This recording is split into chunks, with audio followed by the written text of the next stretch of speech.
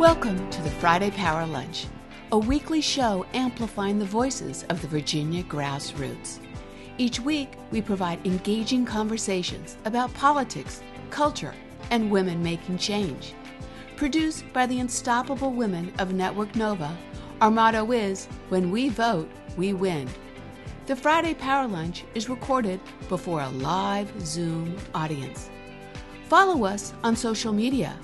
Subscribe to our YouTube channel and show us some love and become a sponsor through Patreon. The Friday Power Lunch. Badass women getting things done. I'm Catherine White, your host of the weekly Friday Power Lunch, and the show that brings you the guests, the issues, and the action in one big room. And boy, does it look great today. We're amplifying the voice of the grassroots to get things done and to make politics fun. So yes, it is April 15th, and you are on the Friday Power Lunch, and we will be shaking it up in the room because as change makers, we know that empowerment matters in the political realm, in the workplace, and in everyday life. So we have an inspiring guest list today. We'd love to bring them up, and let's give them a big power lunch hello. And I'm not sure yet if we have the senator with us. Oh my gosh, there you are. I wasn't sitting here right next to you. I love it. I wasn't sure if you popped in yet. So glad to see you, President Pro Tem, Democrat of District 18 and Twitter star. You are shaking it up. How are you doing today? I'm doing just fine. And you know, I always start with every presentation I make by saying I am a proud Democrat. And as the President Pro Tem of the Senate of Virginia, and also as the Twitter, I guess they call me the Twitter queen, whatever new title I have now. I'm traveling all across the state, crisscrossing the state, trying to get it shaken up. I want everybody to get excited about these elections that are coming up. I'm trying to get Democrats and each of the local Democratic committees energized and excited about what we're doing in these upcoming elections, and try to keep momentum going until we, one, take back the House of Delegates, and two, not only maintain majority in the Senate, but pick up new seats. And we can't do that without all of you who are out there in the field who are helping to shake it up. And I just want to give a shout out to Susan Swecker, who was just reelected as the chair of the Virginia Democratic Party, and all of her staff, because they've been doing a tremendous job in helping me to line up all these speaking engagements so I can stay out in the field and keep shaking it up. You're going to shake it up, and we're real excited to unpack that later. I love your colors today. It was so great seeing you at the Road to Richmond, and you just really, shook that room. So we are so excited you're here to shake things up with us, and it's really great to get in, as we say, into power with you. So we're first time on the show, and we're so happy to have you. I'm so looking forward to our talk. So thank you, Senator. We will be looking forward to that segment. And next up, when we talk about bullying and harassment and just how do you take care of that situation, we have Dr. SABRINA RICKS here, author and founder of SBR, Workplace Leadership Services, and also just a nice new friend we've met in Prince William County. How are you, SABRINA? I am doing well, Miss Catherine. How are you today? I'm good. I'm so excited. It was so much fun when I was trying to look for change makers. Your name popped up. And then lo and behold, your work around workplace bullying and harassment. So today, this will be a really great topic. So we're so happy you're here today. And we see you have tons of books behind you. Yes, ma'am. I love reading and adding to my repertoire of building in the workplace bullying arena. So thank you for having me today. Yeah, great. Prince William County is bringing it, and we really are focusing. There are tons of women making some good trouble down there. So we're so excited to have you in the room. Thank you, Dr. Ricks. And also, empowerment matters, and empowering youth is one thing that we think is so important to our work. So we're so excited to get shaking things up with a great group of leaders today. We have ABBY GARBER from the Rural GroundGame. Hello, ABBY. Hello, it's great to be here. Yeah, also Elizabeth BRUBAKER, Generation Ratify Virginia and Virginia Coalition for Sex Ed Reform. I love that. And also Felix Hedberg, Generation Ratify and Team Enough. and GIANA LATHAN from the Virginia Youth Climate Coalition, and Generation Bloom. How are you all doing? Doing great. It's so fabulous to be here. I know, Abby, I had the pleasure of working with you on a campaign, and you are really something else. And this crew, all high school, correct? Mm-hmm. Exactly. All right. So we want to know what's on your mind, and we really are so glad you're all here. So thank you for being here. Super. All right. I love that part, meeting all the guests, because they are definitely shakers and movers. But first, we always love to get to housekeeping. So in our community, in the chat, we love for you guys to use that as a way to communicate. If there's anything kind of unfriendly going on, if you want to get into into a big fight in there, what we do, we have the bouncers. We'll just kind of kick you out of the room. Just keep it real, but keep it civil. And also, just for some other business, is you don't need to register for the show every week. If you've registered, that's enough. So just want you to know not to panic. You don't have to do it every week. So we just want to make sure you know that. And also, because we love social media, make sure you subscribe to our YouTube channel, put a thumbs up on our videos, follow us on social media, and all the links will be in the chat, and subscribe to the Badass Briefings and the Tuesday Tidbits. And they have been awesome, Steri. You're doing a great job, always keeping us informed. And of course, stick around for the after chat. Our favorite part of the Friday Power Lunch is just getting into community with people in the room. Now, how do we do this Power Lunch every week? Well, we have a subscription series called a Patreon. You could become a patron and show us a little love. Women leaders making it happen for as little as $5, $10, $25 a month. You could support our work, and you get all kind of fun benefits. So we hope that you'll consider that. And I want to say thank you to two new Patreons, Deborah Linick and Donald Gurney. If you're in the room, hello, and thank you. And who does all this fabulous work? I could see them in the room. I want to say hello to the crew. Stair, Calhoun, Ambassador of Buzz is here. Robin, the show wizard. Fennell, Norton, show messenger. And Heidi Dragneff, the social media diva. And of course, our Zoom crew is here. Shamira Brown, Laura Martinez, and our newcomer chat liaison, Michelle McKinney. Have an issue, direct message Michelle McKinney, give a big wave. Thank you, Michelle, because our chat gets busy. And so a lot of people have questions, direct them at Michelle, and she'll take care of you. And thank you to our content concierge, Julie Galdo, who is, these are awesome people, and Sally Reynolds, because all we do is write. And we love that they help us be better and readable, as we say. All right, so for now, how are you? Well, I am doing today. How are you? I am super good. I'm so glad you're here, and you're our show messenger. And let's talk about something that's on our mind. We're talking about the importance of messaging, and you had some ideas. I don't know when we want to show the video, but why don't we just set it up? Okay, good. Well, every day you can pull out any article and it will tell you how horrible messaging is for the Democratic Party. And it's just started to bother me a bit, because we know how important it is for folks to hear the right things. Listen, I'm inspired by words. So they can inspire you, move you, they can engage you. And on top of that, we have a whole lot of things to celebrate and talk about. And the question is, who should be delivering the message? So maybe that sets up the video. Yeah. All right. Robin. Hi, welcome to the chat. Today I was having a conversation with Edith White about all the wonderful things that happened in Virginia in 2020 and 2021. And we were also talking about all the great things that have happened in the Biden administration, but none of it seems to be getting through. The message that I had read this: none of the good news is sticking. The work is good, but the message is off. So what do we do? And then it got me to thinking about something that President Obama once said. One voice can change a room. And if one voice can change a room, it can change a city. And if it can change a city, it can change a state. And if it can change a state, it can change a country. So what if the message is us? And we talk about all the good things. We become the message and the messenger. I think we can do that. Let's get to work. See ya. Go ahead. So that was the impetus of all of this, is to say, okay, we're unhappy with the messaging and we think that it's off.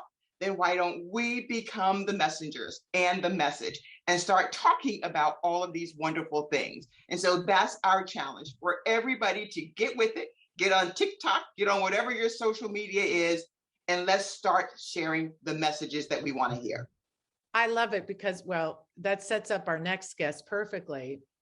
But I think it is really true. It's about being positive, and we always are talking about the message and the messenger. And I love that we can be that everywhere. So that is how one way is to really carry it wherever we go. And, and spreading the good news, as we say every day, is super important. Because I like you, I'm really super tired. I hear it every day, how the Dems aren't going to do good in the fall and the November, and how we're going to lose. And it's sort of like a self-fulfilling prophecy, right? Yeah, that's exactly right. And so we have to fulfill the new prophecy, which is us winning. Yes, which is us winning. So with that, let's bring up somebody who's been filling that space, who has been an awesome messenger on this topic, Senator Lucas. Perfect segue. And are you on TikTok yet, Senator? You're on mute. No, but I think I'm headed that way in quick, fast, and in a hurry. Am I still on mute? No, you're good. Am I muted on my end? Am I muted on your end? I can hear you perfectly. It's lovely. You're coming through great. So Fennell has got a TikTok account, and she's starting this great idea about spreading the Democratic message. So with that in mind, we really like to get in with you about what you're doing. Especially the Senate has been holding this blue wall. I mean, it's amazing what you guys have done this year. So let's just kick it up with a little bit of that, like what that year was like, holding that blue wall. And then also now you're going back to special sessions. So set up what's going on, and let's talk about that first, and then let's segue to what you are doing as the outreach director, the vice chair for the DPVA. Okay, let's start with what we're doing in the Senate with the blue wall first. Yes. It didn't take anything to convince all of my colleagues that we needed to erect that blue wall and push back on all of the draconian messaging, trying to repeal of the legislation that we have worked so hard all these years for, to try to make record investments into education and transportation and healthcare. And we'd be damned if we were going to let them turn back the clock on our progress. And so what we did was we decided that each day, every time something that was an attempt to repeal any of the gains that we've made, we were going to push back on them in real time. That's how you're going to deal with messaging. You got to nail it as soon as it happens. You can't wait until next week or get in a huddle and let's talk about it. No, you got to nail it in real time. And so what we've done on a daily basis is push back on all of that bad stuff coming from the other side to make sure that nothing happened to turn our progress around. And in addition to that, not only have I stayed on Twitter and on Facebook, I've been making phone calls and lining up speaking engagements wherever I can all across this state, because I want to make sure we keep Democrats energized, let them stay on message, and let them understand that we didn't lose the last election. We gave it away because some people didn't get out and go vote. We are not going to let that crap happen again. And so we have to travel all over this state to make sure that people understand you gave it away. We didn't lose it. So it's time for everybody to get up off their haunches and come on out and help us to win it like we know we can. We are Blue Virginia, and we're going to keep it that way. You're right. You know, you have not stopped since 1992, where you entered the Senate. And I want to show everybody, if we can key up the next video, to show you how it's done to really get that message out. Hello, this is Louise Lucas, President Pro Tem of the Senate of Virginia. This year, we passed a budget that makes record investment in our schools, transportation system, healthcare, and public safety, all while cutting taxes on our middle class. Now the governor wants to roll back our progress until another year. No, no, no, no, no. Virginians need these investments now. Senate Democrats are going to stand strong and block that shot. Okay, so that is awesome. And so that is what we do with amplification. That is what we should be doing. Every one of the 120 of us on this video podcast today should be amplifying that message so that it gets all across Virginia, and we want it everywhere. So we're going to do that. Exactly. And what it needs to happen is as many as who feel comfortable need to make a video and get out there, make sure it gets distributed to everybody you know. But people need to understand that we're not sitting down. We have risen up, and we're going to continue to fight until we get what we desire, until we get what Virginians need. And everybody needs to be doing exactly what I did on those videos, and I made several of them. Make sure you push it back and keep your folks energized. Yeah. Well, That's how you got to keep that message. You got to keep that message fresh on a daily basis. Yeah, and you set it up, what I love about it too, it says all the positive stuff that we're doing, and then it pushes back, and you're not afraid to push back.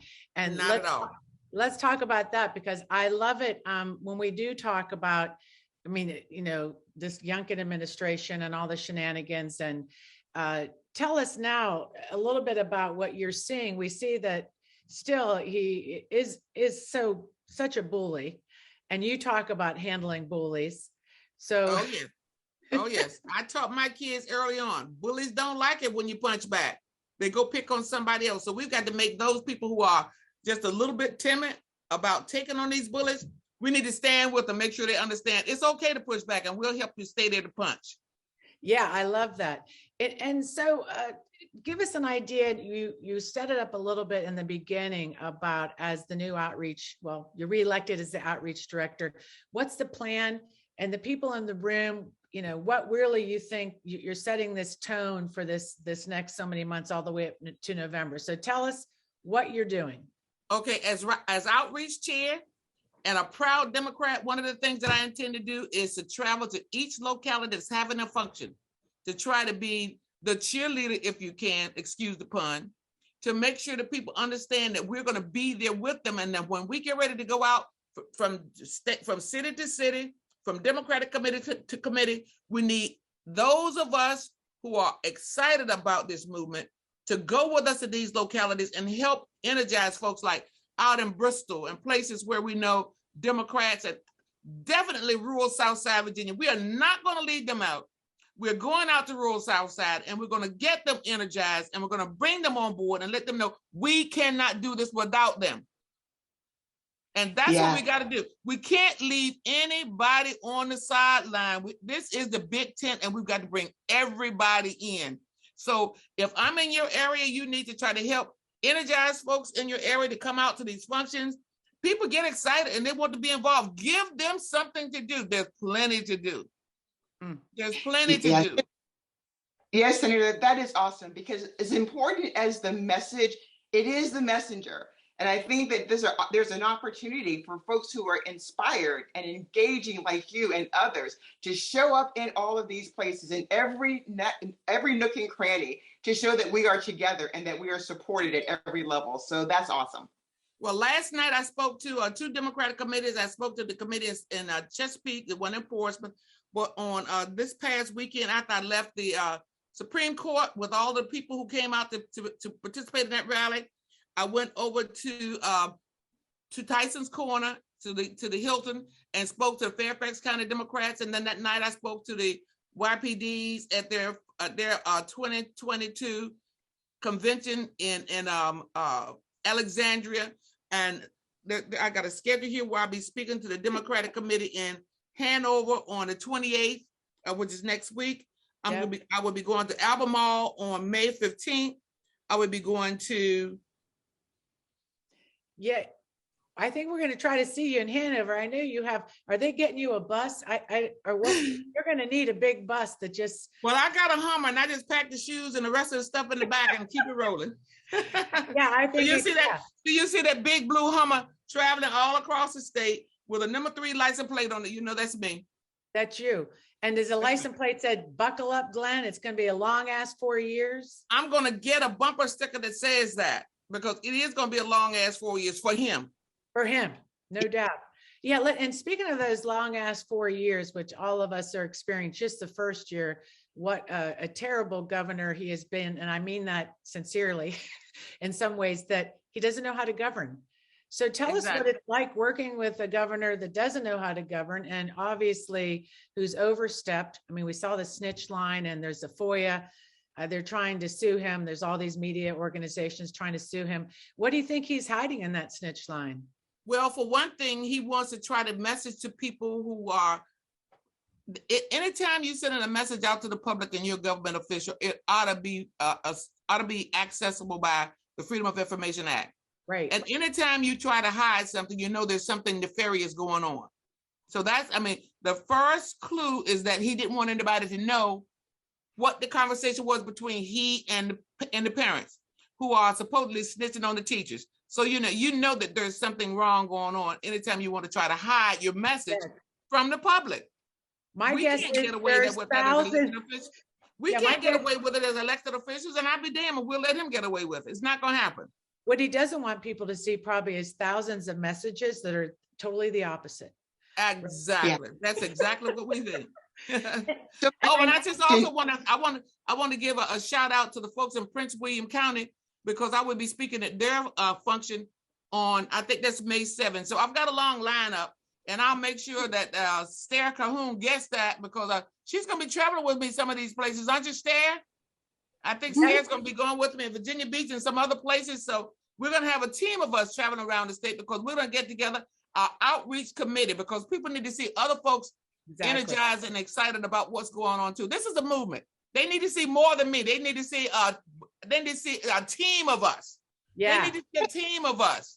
And so, whatever you can make it to, whatever locality you can make it to, you need to come out and you need to bring as many people, your mother, your father, your sisters, your brothers, your nieces, your nephew, and everybody else who's a friend to you, your enemies too, if they'll come with you. Bring them to these events and let's get people energized.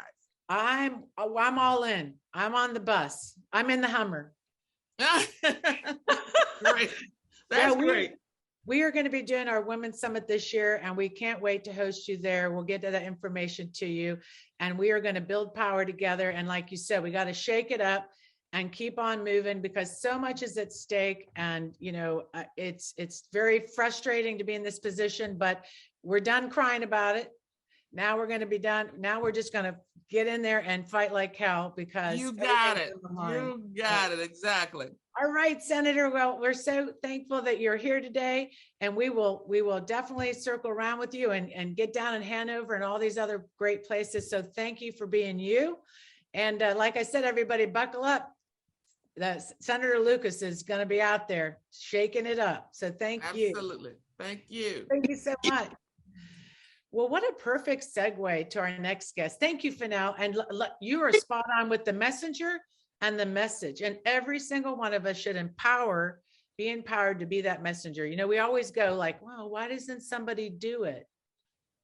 So here's the last thing that I'll say. And this is a shout out to and Alvina and Julie Galdo, that we decided that we were going to do this TikTok thing. And by golly, we did it. So everybody else can do it too. We start somewhere, and we've already started. So we're looking for hundreds and hundreds of other people to join us. Yeah, I love it. When we will. And so, yeah, put your TikTok thing. And if people want to subscribe to it, I've been following, and you can follow us on the Friday Power Lunch too. We're on TikTok now. We're hip and happening, young people. They see us coming to their spaces like, oh my gosh, do we have any space without all these old folks coming in? But so let's get to our next I digress. Let's get to our next segment. I'm so excited to have Dr. Sabrina Ricks here. I found you because you were honored. I was looking for change makers, and I found that you were honored by the Leadership Center for Excellence as people making it happen as the 40 under 40. And also in your own town, you were honored in Prince William County as a change maker, which is awesome. And you really are making a difference. You're a consummate volunteer with their local fire department, working with them. And also when you discovered kids were hungry during COVID, you started working with the Prince William County Community Foundation. So you are just amazing in that space as a community person. So we're so grateful to have you. But today we'd like to talk about how you got interested in this idea about harassment, bullying, and preventing hazing and this workplace bullying. Tell us a little bit about your journey. You wrote a book, but give us some background about why you felt it was so important. Absolutely. And good afternoon to all of you. And again, thank you so much, Ms. Catherine, for having me on today. In regards to workplace bullying, unfortunately, this is something that I experienced within my first 10 years in the workplace. And at that time, I didn't know what I was experiencing. I didn't know what it was called. I didn't know why I was being picked on. And so I decided to do some research as I was approaching my doctoral dissertation.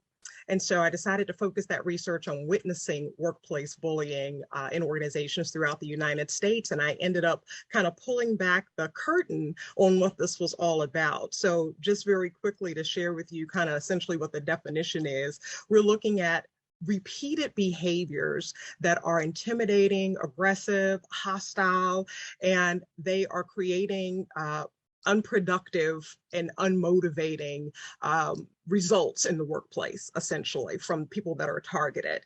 And so some of these behaviors might include constant criticism. You may be looking at exclusion. And unfortunately, a lot of these types of behaviors will lead to safety and health issues, which could deal with post-traumatic stress syndrome. You might be looking at depression. And these types of things, unfortunately, lead to homicide and suicide. So it's such a serious phenomenon. And so I felt that it was something that deserved much more attention than it had been given. So therefore, even upon completing my doctoral work, I decided to write the book, and I decided to launch a business that focuses on the prevention of workplace bullying.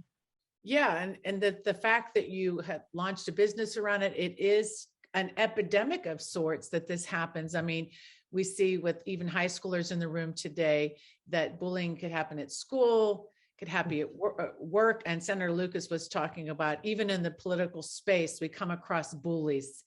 And we see how that, it doesn't make, like you said, it stops with performance at work. It really is detrimental to our lives, because this is the space we're in. We're work all day, we're at school all day. So give us a little bit more about, in your journey, you wrote this book and you do obviously workshops around it. And so is there anything when you discuss about it that you can help people identify when this is happening to them? Absolutely. I mean, a lot of it is going to start with boundaries. You build these rules around yourself to protect yourself. And in the workplace, especially, if you find someone is pushing against your boundaries and things that make you uncomfortable and things that make you start to question yourself and whether you even belong in this workplace culture, then yes, they may very well be exemplifying some workplace bullying behaviors. And so what I normally will say to people as the number one way to combat this is to nip it in the bud. But I like what the senator said, and I wrote it down. She said, nail it in real time. And I like that terminology too. So yes, when it comes to these type of behaviors, you certainly have to jump on it early. And my suggestion is to have one-on-one conversations, an assertive communication with an individual who you feel in some way has been mistreating you. Because understand that bullying in some cases might be unintentional. The individual might not realize they're coming across in this aggressive and intimidating way. They're like, well, hey, I'm myself all day, every day. Nobody's ever complained about me before, so I must be fine. But so hearing this, it may be the first time that this has been brought to their attention. And it's like, oh, wow, I didn't realize this is how it was coming across. I'm so glad you told me. So, that's the primary thing that I'd say about it. And then you mentioned the idea that this type of thing is happening in the school systems, and it is. And in the school systems, we're also seeing something called cyberbullying, which is the electronic communication in which you're still getting this intimidating, this threatening type of language shared amongst students. And, although workplace bullying as a whole in the workplace is not protected by law, unfortunately. We're going to do a slide, so we don't want to give away too much of of some of our answers. So why don't we go through, for the audience out there to get ready, we're going to do some workplace scenarios to see if our audience could work out what this bullying thing is about. And then we're going to launch a poll and see who in the room can get the answer correct. So question number one, the scenario. Angela has been given excessive tasks at work that she could never complete in a day. She's often ignored by her supervisor and left off important email threads. She does not feel appreciated in the workplace, and she has started to get headaches as she dresses for work in the mornings. She has been experiencing this behavior from her supervisor for the past 6 weeks. She has no evidence that this is because she's 45 years old, Hispanic, lesbian woman, but she's very unhappy at work. So Dr. Ricks, what we're going to do is launch a poll, and then maybe we can discuss after each one. How might, and for everybody to answer, how might you describe this behavior she is experiencing? Is it discrimination, sexual harassment? Is it workplace bullying? So based on that and what you read, we'll give people a chance. So what I'm thinking is we'll do each scenario, do the answer, and then we can just discuss unpack each one. So let's see people are going back and forth. All right. Why don't we share those results, Robin? What do we got? 63% say workplace bullying. What say you, Dr. Ricks? This would be an example of workplace bullying. And let me give you a little bit of background about this, because I do see where a large number of you said discrimination. So notice that in this particular example, it says she has no evidence that this behavior is because of the age group she falls in, of her ethnic background, of her sexual orientation, right? And so in order for something to be considered discrimination, you have to fall in a protected class. And so with workplace bullying, you may not be in a protected class and you're still experiencing these behaviors. You can't necessarily pinpoint it as to why, because I just don't like you is not protected by law, unfortunately. So, and workplace bullying at this stage is not protected by law. All right, well, let's go to question number 2. And I'll let you read that one. Go ahead. Witnesses of workplace bullying have many of the same feelings and symptoms regarding the behavior as the targets do. True or false? All right, let's launch that poll. Witnesses of workplace bullying have many of the same feelings, symptoms regarding this behavior as the targets do. Did the poll launch, Robin? She's probably getting it Phoebe or Monty off her lap.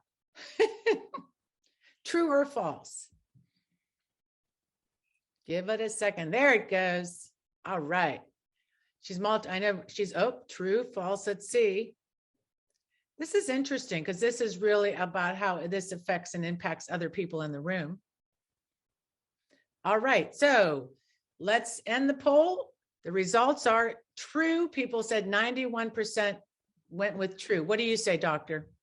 You all are right on it. So yes, this is true. Unfortunately, witnesses and targets are both at about, let me put it this way, 1 in 3 individuals is a target in the workplace of bullying.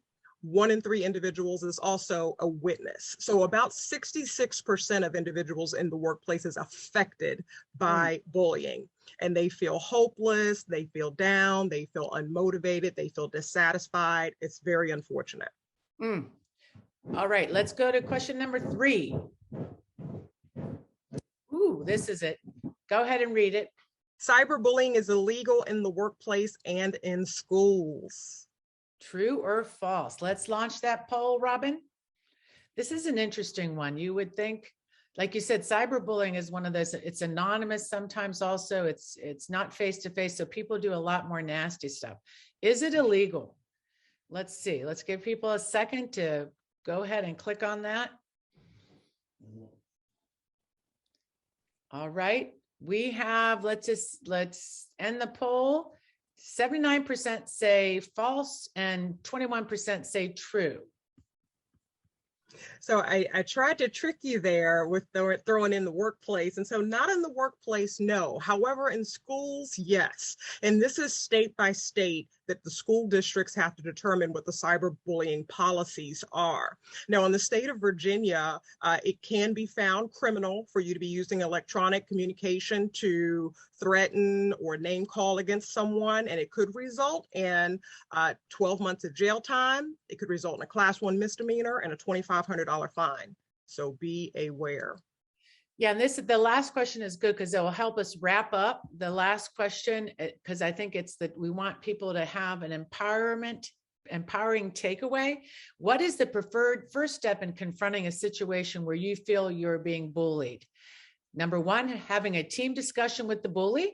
Number two, having a one-on-one discussion with the bully. Number three, reporting the bully to human resources. Number four, quitting. So go ahead and launch that poll.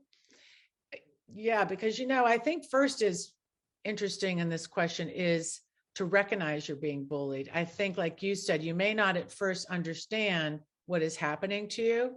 Mm-hmm. And then you should know maybe what you can do about it. So let's see. Ooh.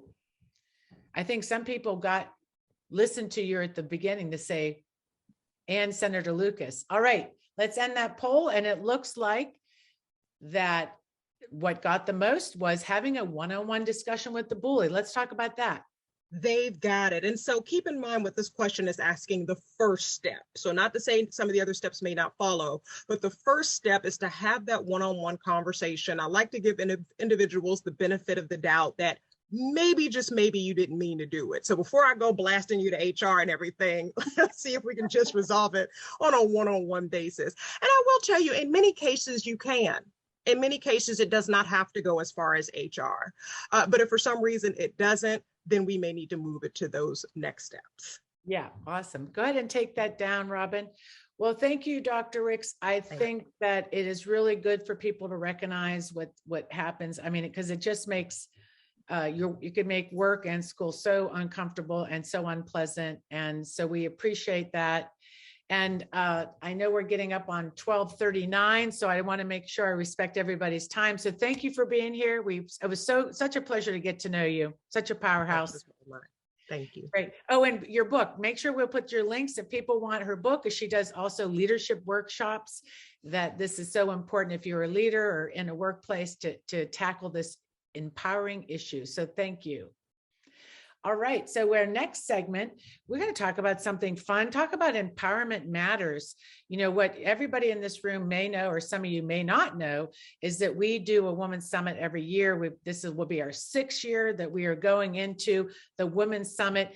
And I wanted to make sure that I empowered everybody in this room to get involved with it now, because we are all in to win in Virginia. And that's going to be our theme this year. And we are going to 3 locations. You know us, we can't just stay in one. Last year we did 3. So we're going to be all in to win in Nova and the Alexandria area, all in to win in Waynesboro, Virginia. We're going out to the Shenandoah. How exciting is that? We'll be at a brewery out there, possibly. We're still working on all that.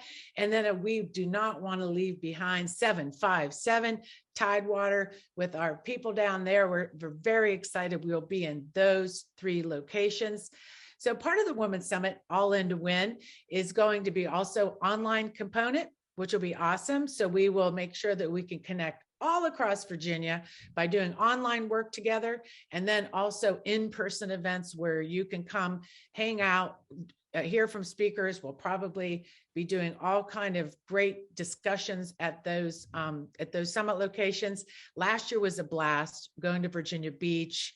We actually, got knock doors. So definitely in the Tidewater 757, we will be doing some canvassing because that will be in September. So I didn't really give the dates. Do we have any slide to show, Robin, or are we good? I couldn't remember. No slide. Okay. Just want to make sure, because Nova will be June 24th and 25th. Waynesboro is going to be August 12th and 13th, and Tidewater will be September 16th and 17th. So mark your calendars and we'll put that in the chat. And also, you can be a sponsor of the summit. If you're interested in being a sponsor, please reach out to us, because we have already Clean Virginia will be sponsoring, Planned Parenthood, and all our definite partners from the past will be joining us again. So that'll be awesome. All right. Again, I want to say thank you to the patrons, Deborah Linnick and Donald Gurney, for supporting us. And you can also keep supporting us as a patron. We love it. It helps us keep the lights on every month. So thank you for that.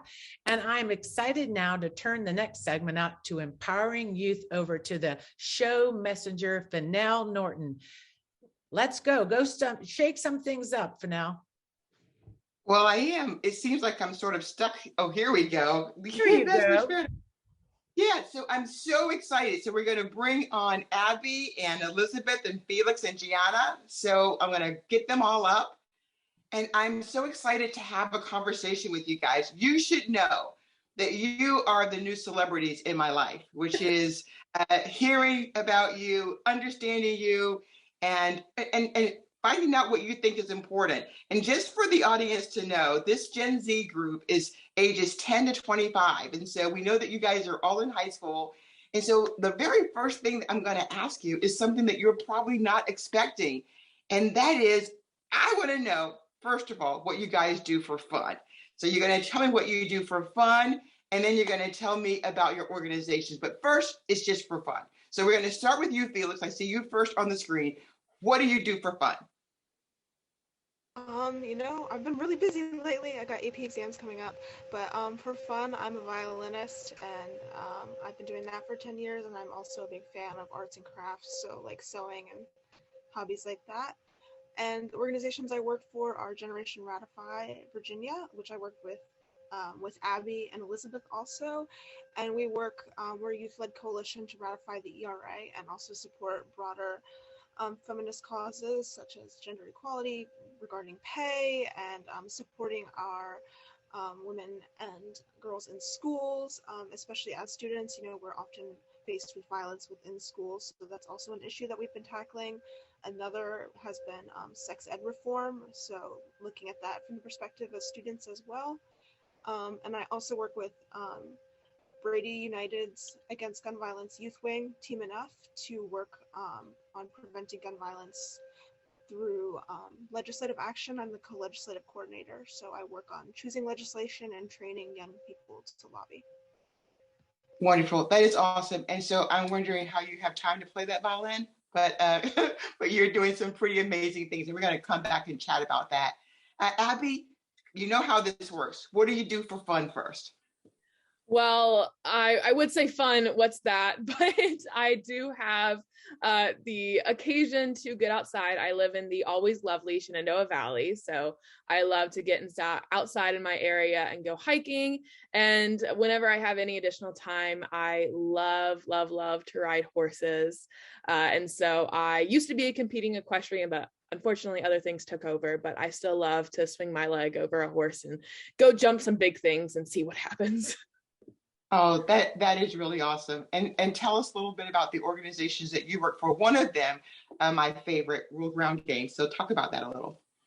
Yeah, so I am a whatever task doer for rural GroundGame. I wear many different hats. I get to engage with rural Democrats, who are some of my very favorite people, and I get to help build the Democratic brand here in rural Virginia, which is my home and where I love dearly. And I'm also the state director for Generation Ratify Virginia. So I get to work with Felix and Elizabeth, and I got to work with Gianna for a short time. And so we are the youth-led movement to ratify the Equal Rights Amendment. As Felix said, we just came off of our first session having a lobbying collective. So we got to have 20 meetings with legislators. Unfortunately, we didn't get around to having a meeting with Senator Lucas, but hopefully next session we will. But we got to lead 6 young lobbyists through the Virginia General Assembly, and we had a ton of fun while doing it. So we are thankful to be here and to share a little bit about ourselves today. Wonderful. And we're going to definitely come back. I'm going to want to talk about Generation Ratify, because I think that we want to hear your perspective on that. And so many of you guys are involved in that. It'll be great to hear that. Gianna. Hi. Honestly, I don't get to do a lot of fun stuff. I'm always really busy, but when I do, I love playing video games. I'm like an absolute homebody. So I'm always playing City Skylines or Sims for just like regular teenage games, and being on the call with my friends while playing is always very fun. I am the Internal Affairs Director with Virginia Youth Climate Coalition, and I'm also the co-founder and co-policy director with Generation Bloom. I came to represent Generation Bloom because Generation Bloom is a very new and upcoming organization. We're based in Hampton Roads, and we are POC-led base because there's a lot of issues in the Hampton Roads areas that definitely need to be talked about. And especially when it comes to youth, since we are the future generation of voters in this area, there's a lot of issues to tackle, such as urbanization, redlining, the environment, and gender equality. And we're seeing a lot of issues when it comes to schooling and districts and all that fun stuff. So that's why I came to talk about Generation Bloom today. So wonderful. Thank you. Elizabeth. Yeah, so hi, I'm Elizabeth BRUBAKER. What I like to do for fun, I think drives my other friends on this call a little bit crazy, but I am the resident theater kid. So I do musicals and plays in my free time, and then also serenade my friends with songs that I make up on the spot, which they all love. I work with Generation Ratify Virginia as the Internal Affairs Director with Felix and Abby, and I also do, I lead lobby groups on the national level as well, so I do federal lobbying as well. I also am the student representative for the Virginia Coalition for Sex Education Reform, which is also known as VACSER. And so there I help kind of lead students and get students involved in that conversation because, it kind of affects us a lot. And then I also am a communications intern right now for the Virginia Democratic Party of Virginia. I always switch those around. And I hope you guys know what that is. Yeah. So let me go back, and I'm going to come back, but I'm going to come back to you, Gianna, because I want to hear a little more about Generation Bloom. You said it's new, and you said that a lot of us don't really know some of the implications of some of the things that are happening environmentally, and then some of the other issues you talked about. So take the one that is most relevant to you right now and tell us a little bit about that. I personally definitely believe that the issue at the moment is the division between the school districts and the school board and citizens and students, because everyone wants something different. And we're seeing a lot of inappropriate behavior at city council meetings, not even just in Virginia Beach, but also all across the 757 in the Hampton Roads area. We're seeing inappropriate behavior in school board meetings. Students are constantly being threatened, including myself as I speak at a bunch of school board meetings. And just in general, there's a lot of not amplifying the voices of youth. So with Generation Bloom, we kind of are amplifying the voices of youth. And recently, Chesapeake City Public Schools decided to get rid of mandatory masking for staff and students. So we did a survey across the 757 asking students how they felt. Did they feel safe in schools for COVID mitigation? Do they think school districts can do anything else? And we got 497 responses from students all across the 757 stating their beliefs on optional masking, what they think school districts should do. And I presented that information to the Virginia Beach School Board. So we are doing a lot of work locally, and we're actually, one of our goals for the 2022 year is to become statewide. So we are not only amplifying the voices in Hampton Roads, but all across the state for students. Okay. I think that is amazing, because I'm sure that all of you would agree that sometimes what isn't considered is what you want. And I love what you say when you say inappropriate behavior, because I'm thinking to myself as I see some of these school board meetings, what are the students thinking about what they're seeing? And I think that what may have been missing in some places is for someone to say, are you guys looking at what you're doing and what our kids, what our students, what they think about what they're seeing? So I'd love to hear from the rest of you as you sort of watched all of this happen across the country. What have your thoughts been? And I'm so happy, Gianna, to see that the schools took advantage, the school boards and the administration took advantage of what you guys had to say, because that's what matters. You're the one who's in school all day, and what you want should matter a lot. So Elizabeth and Abby and Felix, give me your thoughts around this. Yeah, so I mean, I had a similar experience with COVID, especially in school boards, and think it was in 2020, I started making a Google sheet because I am a nerd, of the amount of times of a teacher talked, an adult talked, or a student talked. And I realized that it was very, very, very small percentage of students, even though we are, I mean, especially for high school, you know, we know what's happening with COVID and we know ourselves too. So I kind of did something similar in the beginning of the year. I had a letter to the school board basically requesting the enforcement of COVID protocols because it was not being enforced, especially at football games. And I received some not nice feedback, and some from adults. And it's just kind of alarming because we're said that we're not mature enough to understand the issues. We can't make our own decisions. But then if you look at the maturity in some of these school board meetings, it's really, are you the adult who can be the mature one to make this decision? So that's something especially that with VACSER I'm working with, is because sex education reform can also happen by on the school board level and by school district. So that's also making sure that the students are in on the conversations, because also if you don't have the student support, it's not going to work. So that's just kind of my perspective on it. Good, thank you. That is a very wise perspective. I'm thinking, I'm seeing the TikTok here. So you guys, you heard us earlier. I'm seeing a TikTok here. All right, Abby.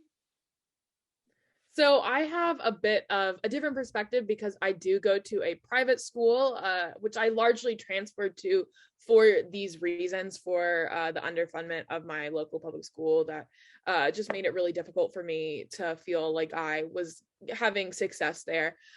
So I've had to watch this and watch my friends from my last public school go through this, and it's been incredibly difficult. I think I was actually on a call with Felix and Elizabeth at my school board meeting, watching my friends have to go through these changes. And luckily, because I was at a private school, I didn't have to do that.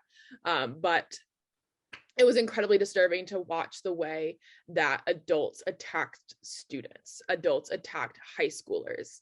I think that is just, it goes to show how polarized our nation is right now. And it's incredibly disturbing. And I'm confused as to where we go from here, to be honest, but I understand that the first priority for me should be to empower these students to use their voices and to push back against these adults that are bullying them. It is bullying. So I hope that we can move forward in a way that is accepting and welcoming, because our humanity should always come first, and especially at our schools where our students are learning. Well, now that we've got Dr. Sabrina Ricks on board, perhaps we can do some work around that and give some of these adults a little bit of education. Felix, your thoughts? Yeah, so I'm really lucky. I've been a public school student my whole life, and I go to school at Richmond Public Schools in Richmond, Virginia, which is an extremely tolerant school system that's really leading the way on advocating for their students. I've been lucky to sit on the school board representatives with kids around the school system, and I think we're kind of serving as that sort of like so-called blue wall at the local level. We're still enforcing mask protocols, we're still protecting our transgender students, which is also a big issue. But one thing I'm particularly passionate about when it comes to this issue is kind of looking at the record of specific school board members, because we have a lot of really great ones here in Richmond and some that are not so much. My school board member was caught scrolling through Amazon on a school board meeting. And so it's really like, I'm really hoping for when his re-election time comes around to really engage youth in my school board district into, working on whoever decides to run against us, or recruiting someone who wants to run against him out of the pool of youth. I'll be off in college, and who knows where I'll be when he runs again, but I said to my parents, I'm dropping everything to go work for whoever runs against him, because it's how we change specific board members. That is awesome. And so we're punching up against the hour, and I have some very specific questions that I want to ask all of you. And so here's what I want to know. So as adults, we get a whole bunch of stuff wrong, and I am the first to admit that. And so I really want to know that when you see us out here and interacting and engaging, and we really want to make sure that we're engaging you guys, what is it that we don't do that you wish we would? mean, I have an immediate response. Something that we've noticed as youth organizers is that the way to motivate us isn't necessarily like what I would call it candidate-based politics. If you say you need to vote because so-and-so said this and that's bad and you need to vote against them, or that's not going to really motivate youth. Youth are really passionate specifically about the issues and solutions. Although like there is so much kind of, drama and candidate based, saying Glenn Youngkin said something stupid and, we need to change this, although that is valid, that won't really motivate them. If you say, this is something that's happening in Virginia, and here's something that could fix it, and if you vote for this person, it will be fixed. So it's like really making sure that when you're talking to youth, I think it's also because you might think that maturity or just comprehension of those issues isn't there, so that you have to kind of think more candidate, but really it's that policy-based messaging that really works for youth and we think needs to be used more, because that's what is successful for us when we're talking to our peers. Okay, that's awesome. I really want to stress is we've talked a lot about building power here today, and one way to build power is to pay youth what we're worth.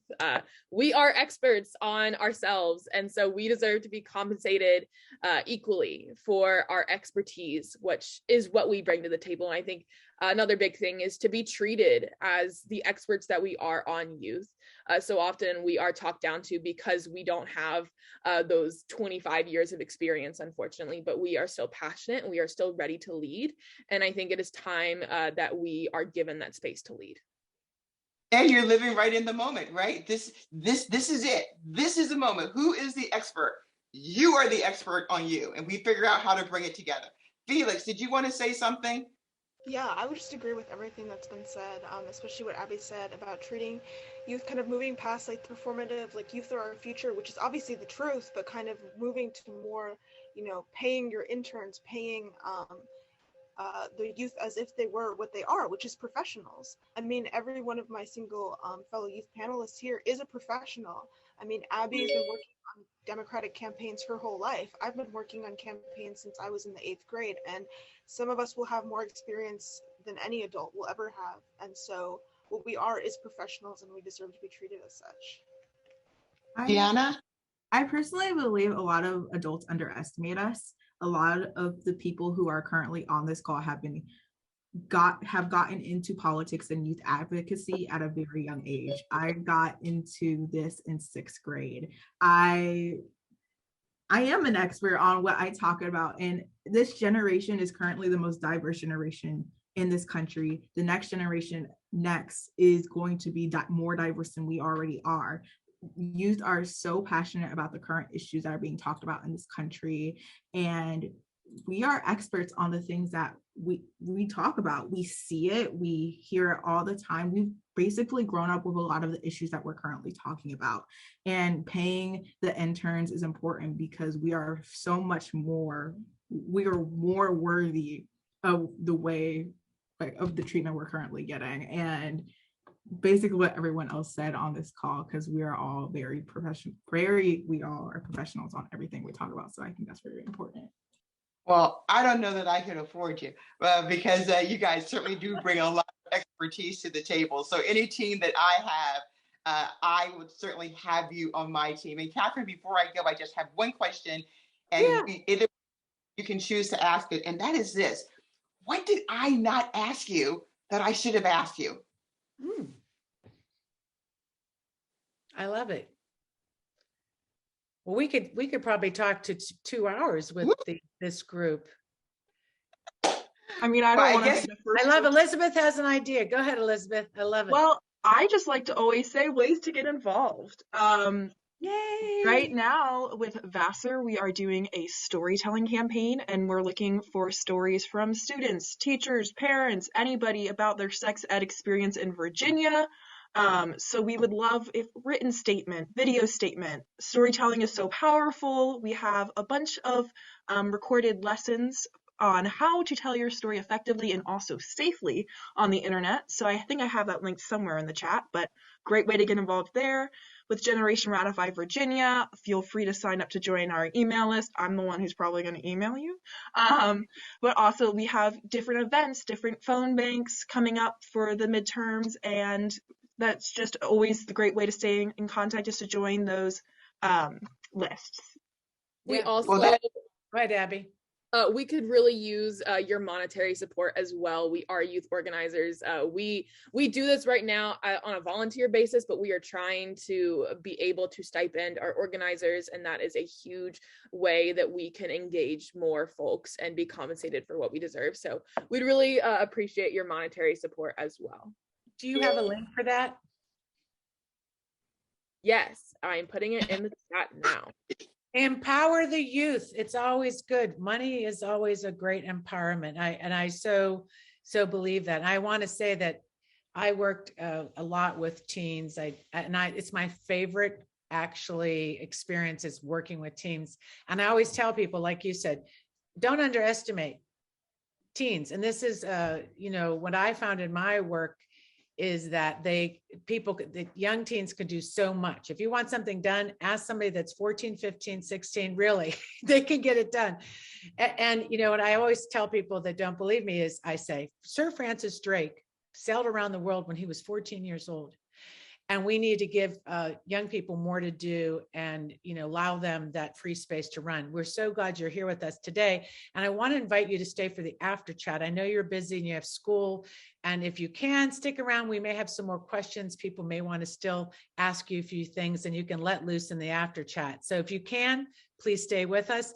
And if not, thank you so much for being here. We're going to roll into the end of the show and then roll into the after chat. So thank you, Abby, Felix, Gianna, and Elizabeth, and Fennell. Awesome segment. We need, right?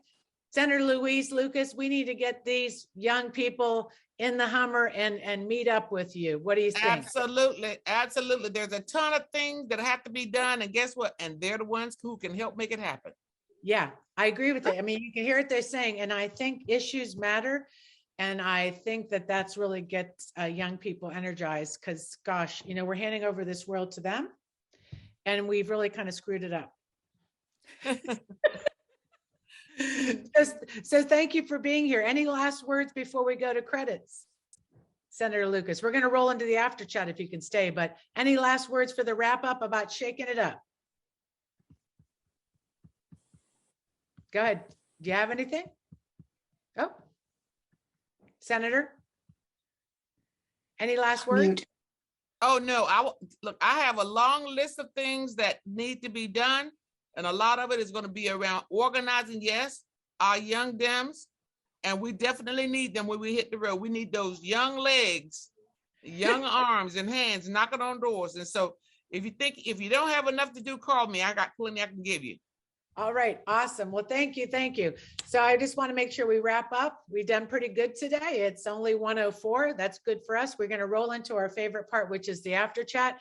But just to make sure that you know to look for the recap email that will send you all the links and all the great information that you may have missed as it runs through that chat that goes on fire. If you want to support our work, please become a patron. We love it.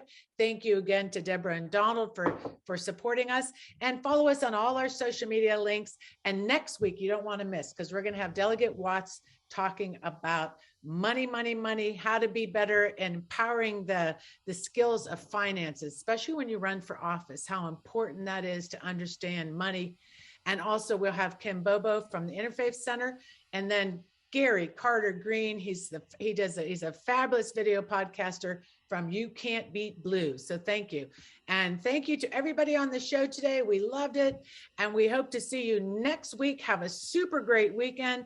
Let's get into the after chat. Let's roll credit. Love y'all.